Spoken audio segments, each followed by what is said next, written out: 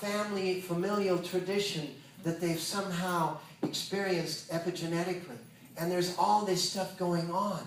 But the problem in this instance is that in those hands are like rockets and bombs and jets and tanks and guns and rifles and all those things. And the last thing you can do as a preschool teacher is to walk into the room and start yelling at the little kids. You're bad, wrong, terrible. All the little kids are going to think is, who's that really mean person? They don't register bad, wrong, terrible. They don't know what those words mean. All they know is, who's that really mean person? We need to get rid of that really mean person. And how will they get rid of that really mean person? Any way they can.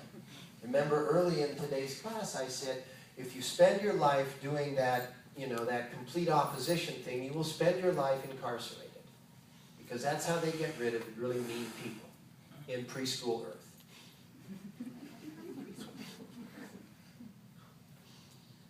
If you think about it, is every cell in your body the same age? The skin cells live about 60 days. Blood cells live about 112 days. The deep bone marrow and the nerve cells live to about 18 years. But no cell of your body is older than 18 years and thereabouts. But all the cells of your body have different roles, and all the cells of your body are of a different age. And the only thing that causes your body to age is memory. A cell passes on memory as well as its genetic pattern. Not everybody on Earth is the same evolutionary age. Because this is not the only Earth that is taking place. And we don't spend every one of our lifetimes on this planet. There are planets all over the multiverse. There's one universe here, and one universe here, and one universe, and it's just countless. I mean, infinity is a big place. And so consequently, the material construct within infinity is rather countless. I mean, it's like large. So it's a multiverse. And you incarnate here and there and everywhere, but you tend to gather a tribe, and you follow each other through incarnations because you have similar destinations.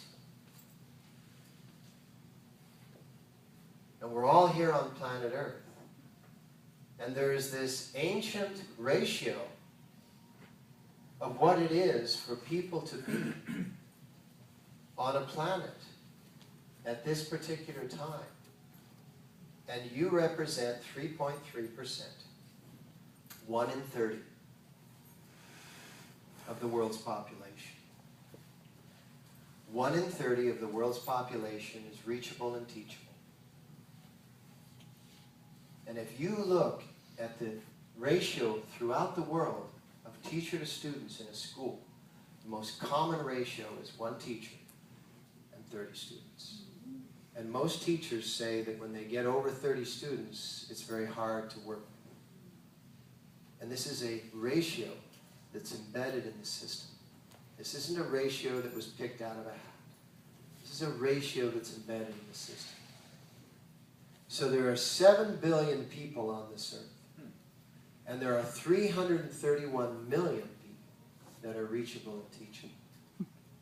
And if over the next several decades we actually are able to reach and ignite that teacher in those 331 or 351 or whatever it becomes as the population expands, we achieve the leverage that is needed to actually turn this planet around. Yogi Bhajan always used to say, the race is on, but the race is fixed. Fixed in our favor, based on the fact that the nature of the universe, the nature of the multiverse, is balance. The nature is balance. Right now, the condition is out of balance. So if the nature is balanced and the condition is out of balance, it means that we're not tuning into the cosmic nature, correct? So what we do in this classroom is we do those things physically, we do those things emotionally, we do those things psychologically, we do those things existentially that tune us into the nature of the cosmos, which is balance. How many in here know how to ride a bike? Somebody, but you don't know how to ride a bike? Get one. What is it they say about riding a bike? Once you learn, you... And do you know why that is? Because you actually never learned how to ride a bike. No one said, when you get on the bike, do 2 of these and 1 of these every so often. But when you're learning, or so-called, how to ride a bike, that's kind of what you do, right? What you're actually achieving when you end up riding a bike is you forget that you can't. And the way in which you forget that you can't ride a bike is something that you forget forever. Because the nature of the cosmos is balance. And so when you get on a bike and you tune in, pretty soon you're riding your bike and you're doing this and you're waving. Before you learn, you were like, don't bother me. It's like working hard. But once you acknowledge the fact that you're balanced, it's like, hello, everybody. Whoa, balance is. And the same thing occurs in life. Once you begin to learn that if you have a really gruesome genetic challenge facing you, and it's appearing in the form of someone that appears to be other than you, that if you embrace it, if you get really curious, suddenly there appears a balance.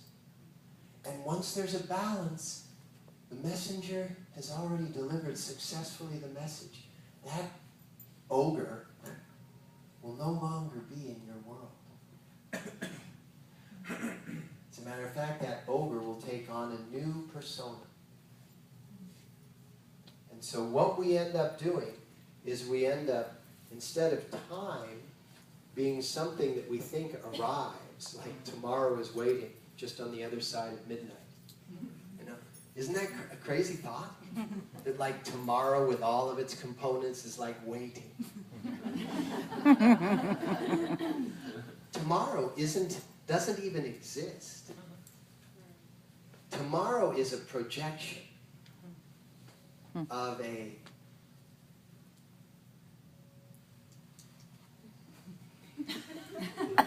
time is an illusion. We make it up. We make it up. But what is existing in every moment is the exact map to our enlightenment.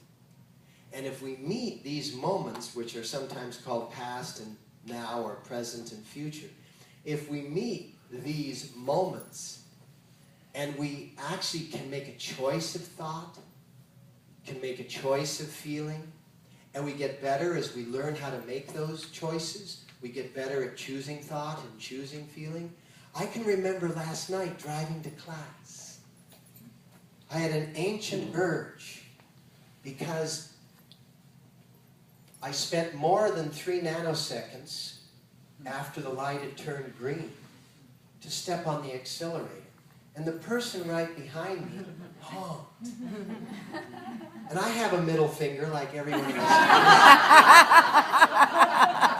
And my immediate urge, just so beautiful. I mean, it's like, oh, an opportunity. Isn't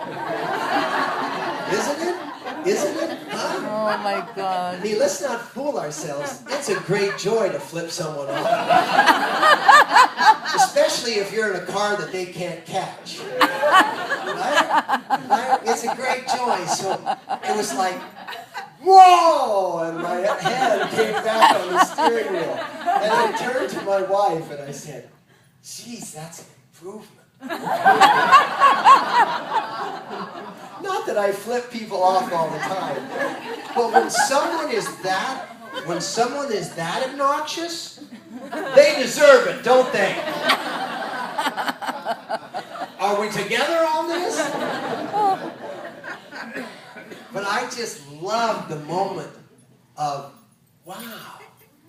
There was this ancient urge, and I tell you, I don't flip people off a lot, but when I do, I enjoy it as much as you do. And nobody can talk me out of that enjoyment, you know? It's like a small child with this massive amount of chocolate. I'm like, this is good stuff. But the joy that I had in that reattaching myself to the steering wheel. And the next thought I had was, wow, that person has no idea what they just missed. Because when you dress like this and you flip somebody off,